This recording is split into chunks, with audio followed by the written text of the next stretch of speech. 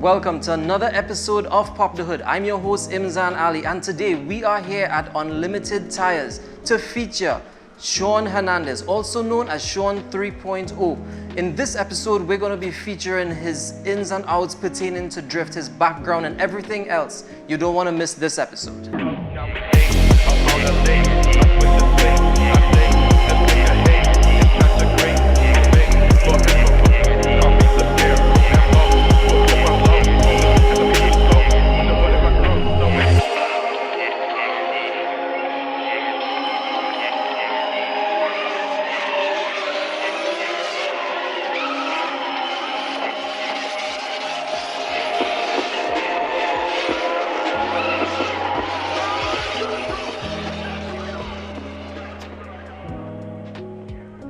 So that's just a sneak peek of what this episode is going to be about. But first, let's find out a bit more about Shaun. Shaun, welcome to the show and tell us a bit more about yourself. Thank you for having me, guys. My name is Shaun Hernandez. Some might know me as Djshaun 3.0. Some might know me in the drift world, which I'm fairly new to, as Shaun 3.0. Some might call me Redo, stuff like that. Because, you know, a lot of people, they don't know me personally. They may probably know the car and stuff like that. So my name is Shaun 3.0. Pertaining to drift, what really struck your passion towards it?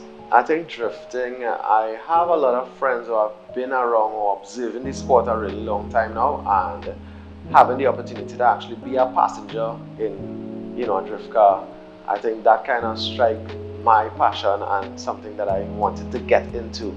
You know, getting a ride from a drift car, I think that's where the passion for me started. It's like I wanted to do something in this. I didn't want to be a passenger. I knew it from the start that I wanted to be the one in control, you know, after feeling the adrenaline and stuff like that. Very nice. And if you would say, how long have you actually been into drifting? Yeah, I'm fairly new into drifting. I have been doing drifting probably for like 4 years. 4 years, yeah, but I've been observing and, you know, around a little while, but I actually started my projects and stuff like that probably like 4 years, I would say. I started drifting. Out of all the options in motorsport, why you chose drifting? Drifting, I think for me, I am someone I like being in control. You know, I have observed, you know, like going to car shows and stuff like that. I've been observing, you know, people into music, who is into just pretty cars and stuff like that, who is into drag racing. I've, you know, seen it all, but the adrenaline of being in a drift car, I think it is nothing compared to the other sport. That's just, you know, for me, that's how I see it. So that's why I chose drift. Okay.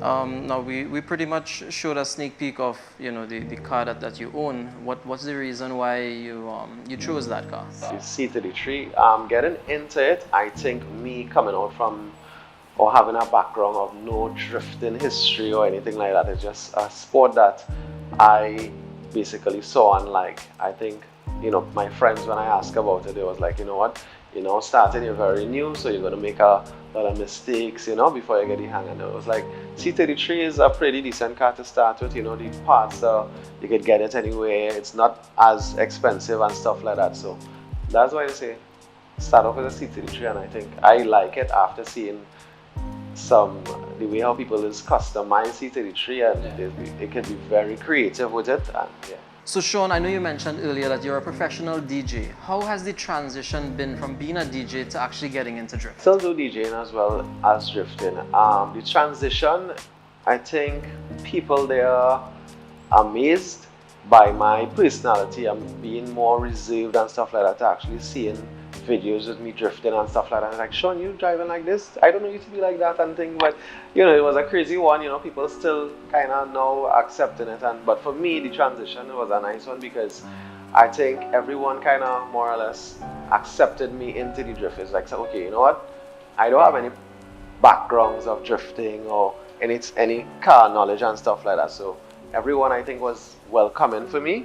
You know, like giving ideas and tips, and so the transition has been a very smooth one. So Shaun, based on being somewhat of a newbie or new to the drift industry, who exactly, you know, was around your circle that pushed you, that motivated you, that gave you the idea to move forward? Before I answer your question, I am originally from the East, right, Valencia, and then I moved down to South, and it's actually when I moved into South, that's when, you know, I started this whole new drifting you know, stuff like that. So the area where I live and stuff like that, people that, you know, I started getting in communicate people who I started hanging out with and stuff like that, they were friends with Mario. And Mario, he does like body works and builds pretty drift cars and stuff like that, you know. So I used to go to car shows with him. I used to be one of the passengers sitting, you know, just observing everything like that. So I started off with Mario. He actually is the guy that actually built my first car, you know, helped me getting all the parts, sourcing all the tips, ideas, everything like that. He helped me a lot with building, and so going to car shows and stuff like that with Mario, being a passenger, that's how I got to have the opportunity to meet with all the other drift guys like Painless and, you know, Tyreek and those guys, and them just seeing me around.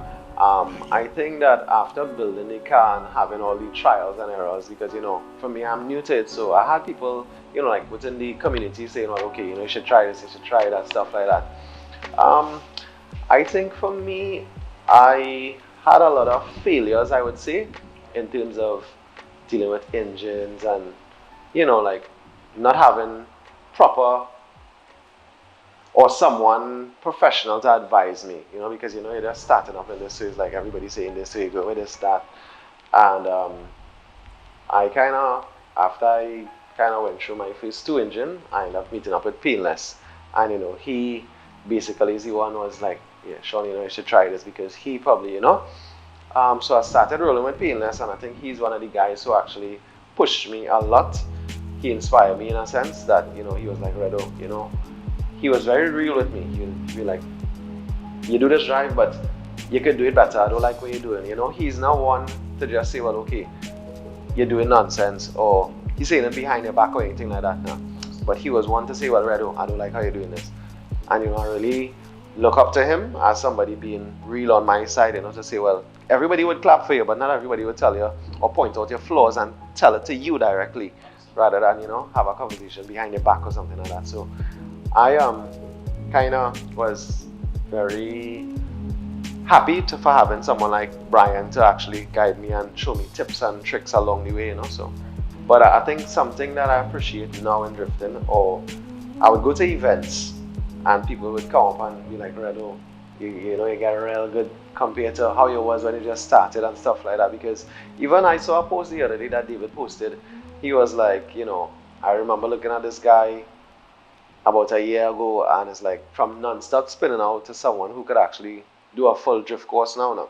You know, I somewhat kind of, I think a lot of young drifters actually look up to me, because I would just go to events and people would come up and talk to me and be like, you know, they like my vibe and everything, and like where I came from to where I am at right now. So, you know. Based on where you are at right now, if it is that you look into the future, where could you see yourself being?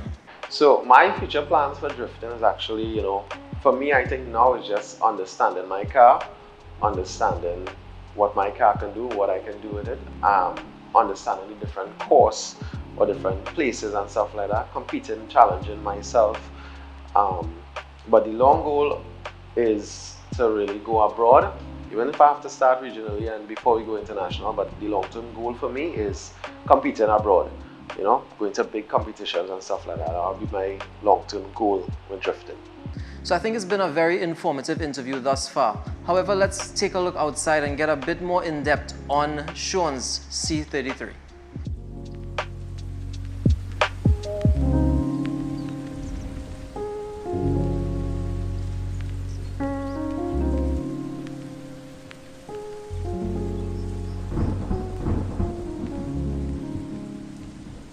Alright, so more or less my build is a very simple but I would say effective build. We could just have a look and start GT35 Turbo, original CX Racing manifold. We have the TL wastegate on this side here, blow off TL aftermarket intake. We also have fuel lab, fuel regulator. What again? The bottom half of the engine, it has CP pistons, manly rods, head studs, ARP head studs, the crank collar, N1 oil pump, We have a cooler to the front. Well, you can see that on the front here we have an external oil cooler. Yeah, that's about it for the engine in particular. So, yeah. Alright, so we basically have, this is Subaru Seats. We have the 3-point harness. We have the Mamu steering with the boss kit. We have the drift handbrakes, which most of the times, you know, like I don't have on display. Only when I go to events, then I actually assemble it. For the reason being, you know, like this long stick projecting along. The car is one for the road. It's very simple now. You know, it could do drifting, and it could also, you know, be a clean build as well. That's what we wanted now. So that's why we don't have the dash. That's why we don't have any gauges on the side or on top. We wanted everything to be clean and simple as possible. So we have the boost gauge here. We have the monster tack right here. We have the oil and water. Then we have the Haltech management right there. Well, of course, we have the fire extinguisher. And that's more or less, well, we have the road cage, more safety for the inside. But everything more or less was just a clean build. We wanted everything to look clean and simple. Alright, so more or less the build is more a very clean build, I would say. It's not just for the tracks alone. We actually, it's a registered car, so we want to give you know, people who is interested on advertising in the car, you know, possible sponsors, the full mileage, not just on the track. So the car, as I say, it's registered. So the wheels out a little bit. We actually have no spacers to the front, but we do have the extended cradle by Ghost Fab. That's for more angle while locking, drifting and stuff like that. It's a very simple kit. To the back, we do have the spacers to the back, just 1-inch spacers to complement or to align with the front, so it wouldn't look like the front is wide and the back is inside. You know, we have the over fenders because we don't really want the fenders or the wheel projecting out too much, you know, so we try to keep it as legal and as legit as possible, you know. Another thing as well is the inside build as well is keeping within the rules and regulations. That's why we didn't put any of the dashboard, the gauges on the side or on top. So we kind of kept a very clean build. Basically, everything is more or less very simple. Small flare kit. We have max speed coilovers we've been using. We actually had this coilovers over probably like 3 years, and it's been pretty strong and, you know, doing the job, keeping the car stable and stuff like that. We have RB25 small box.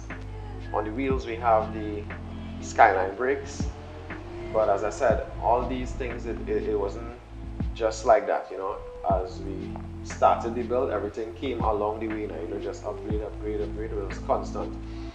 We have the 2-way Cusco diff, the ratio is a 4:1.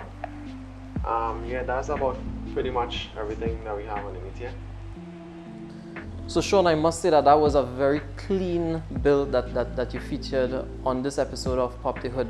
I want to take this opportunity to thank you for being a part of the show. I want to give you the opportunity as well to have your closing remarks and pretty much talk to the audience and tell them a bit more about how they could get into drift and, you know, just connect with the audience a bit. Okay, thanks guys for having me as well. It's a pleasure. I think I get it a lot, you know. A lot of people is like, how you do this or how you did this or whatever it is. I think to the new drifters or people who have, you know, who want to make it in the sport, I think you could use me as an example. I don't have a drift background or anything like that, so, you know, it's something that I saw, I liked, and I'm very passionate about drifting. How I got into it, you know, I would say, fine, do your research. If it's something that you really like or you love or you really want to get into, do your little homework, invest your time. You know, it may not be an easy thing because it's a little costly. So if you could afford it, invest in it. You know, a lot of people, well, the new drifters, I would say, they're very scared of doing what I did, which is in terms of having events, being there and going and spinning out in front of people. And, you know, I mean, I know for me, what was my goal? I saw every event. I know when I was coming up, I know that I'm not going to win, but I just saw it as an opportunity to practice, and that's how I saw it now, because I know I wanted to get better, and the only way I would get better is just practice. So, you know, people who knew me from when I just started to when they see me now, it's like a complete turnaround. So I could say use me as an example. If it's something that I really love, invest your time, do study what people think about when they see you and think or whatever, you know. So very nice. And is there anyone in particular you would want to use the opportunity on this episode to thank? I would like to thank, I think the first person I would say is Rakesh. He's one of the persons that kind of, you know, he was there side by side with me, getting parts, putting everything, you know. He was one advising me as well. Also, Mario's Auto Body Works, he's the one that did the paint job and put in his little ideas and stuff like that as well. PRS Performance, he was one with me as well. RR Performance, he's the one that did the engine build. Helped me as well with the suspension and everything like that, you know. Yeah, that's it for now. Very nice. Well, Shaun, I want to say, you know, it's indeed a pleasure having you on Pop the Hood for this episode. So that's it for another episode of Pop the Hood. I hope that you all enjoyed this one featuring Shaun Hernandez, also known as Shaun 3.0. Stay tuned for more interesting episodes to come.